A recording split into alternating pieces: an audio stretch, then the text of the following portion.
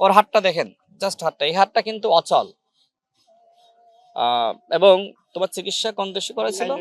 থাইল্যান্ডেও চিকিৎসা হয়েছিল, তবুও হাতটা ভালো হয়নি। আসলে কথা বলতে গিয়ে খেয়ে হারিয়ে ফেলছি। মানে আমি নিজে যেহেতু আসলে শেখ হাসিনার জুলুমের শিকার, আমি একটানা 15 দিন রিমান্ডের নির্যাতনের শিকার হয়েছিলাম। অতিরিক্ত আরো 3 দিন আমাকে আসলে শেখ হাসিনার পুলিশ আমাকে নির্যাতন করেছিল। 2018 সালের যে ঐতিহাসিক কোটা সংস্কার আন্দোলন, সেই আন্দোলনের নেতৃত্ব দিতে গিয়ে আমি সবার আগে অ্যারেস্ট হই। আমরা আমাদের শহীদ গোলাম নাফিসের মায়ের আহাজরি শুনলাম।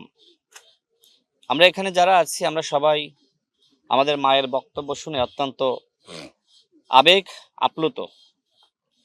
আমাদের মা বলেছেন যে শেখ হাসিনার নাম শুনলেও তার ঘৃণা হয়।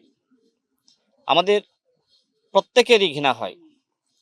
শেখ হাসিনা দীর্ঘ 16 বছর যে জুলুম চালিয়েছে, এই জুলুমের একমাত্র শাস্তি তাকে ফাঁসির কাস্টে ঝুলিয়ে মৃত্যুদণ্ড নিশ্চিত করা।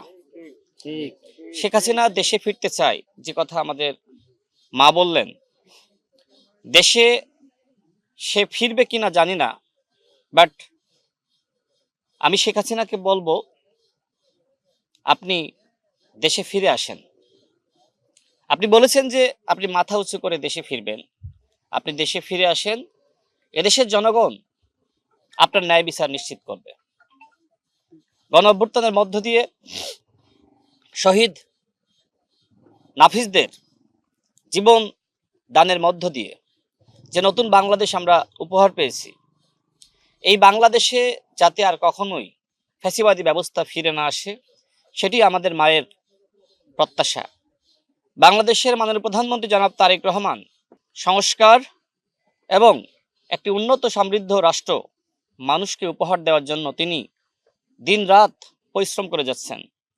যাদের মাননীয় প্রধানমন্ত্রীর সাথে ব্যক্তিগতভাবে আলাপ করার সুযোগ হয়েছে, যাদের কাছ থেকে তাকে দেখার সুযোগ হয়েছে, তারাই শুধুমাত্র বলতে পারবে যে মাননীয় প্রধানমন্ত্রী কিভাবে অক্লান্ত পরিশ্রম করছেন। তিনি যেভাবে বিজয়ী হয়েছেন, জনগণ তাকে বাংলাদেশের প্রধানমন্ত্রী হিসেবে ভোট দিয়ে নির্বাচিত করেছে। তিনি চাইলে রাজকীয়ভাবে, রাজকীয় প্রটোকল নিয়ে তিনি চলতে পারতেন। তার জীবনযাত্রার মধ্যে যে পরিবর্তন, মানুষের সাথে আন্তরিকতা, মানুষের সাথে খুব সহজেই তাকে আপন করে নিতে পারার যে সক্ষমতা, শহীদ নাফিসের বাবা আমার পাশে রয়েছে। তার সাথে আমার প্রথম পরিচয় হয়েছিল যে সময় অন্তর্বর্তীকালীন সরকারের সময়ে, সম্ভবত সরকারের পক্ষ থেকেই 26শে জুলাই তাদের চাকরির ব্যবস্থা বা অন্য কোনো মাধ্যমে। তো ইনশাল্লাহ আমাদের মাননীয় প্রধানমন্ত্রী এই লক্ষ্যে কাজ করে যাচ্ছেন। শহীদ পরিবারের পুনর্বাসন এবং একই সাথে যে সকল শহীদেরা তারা আমাদের ছেড়ে বিদায় নিয়েছেন, আমরা যাতে তাদেরকে স্মরণে রাখতে পারি, সেজন্য সেইভাবে এই শহীদের যে চাওয়া ছিল সেই ধরনের রাষ্ট্র ব্যবস্থা গঠন করা। এর পাশাপাশি যারা আসলে আপনার জুলাই যোদ্ধা আক্রান্ত হয়েছে, যাদের কারোর পা হারিয়েছে, কারোর হাত হারিয়েছে, কারোর নাক ক্ষতিগ্রস্ত হয়েছে, আমাদের সাথে একজন আছে আমার ছোট ভাই, তোমার নামটা বলো? অলিউল হাসান। ওর হাতটা দেখেন, এই যে ওর একটু এখানে আসতে দেন তো, ওর হাতটা দেখেন, জাস্ট হাতটা, এই হাতটা কিন্তু অচল। এবং তোমার চিকিৎসা কোন দেশে করেছিল?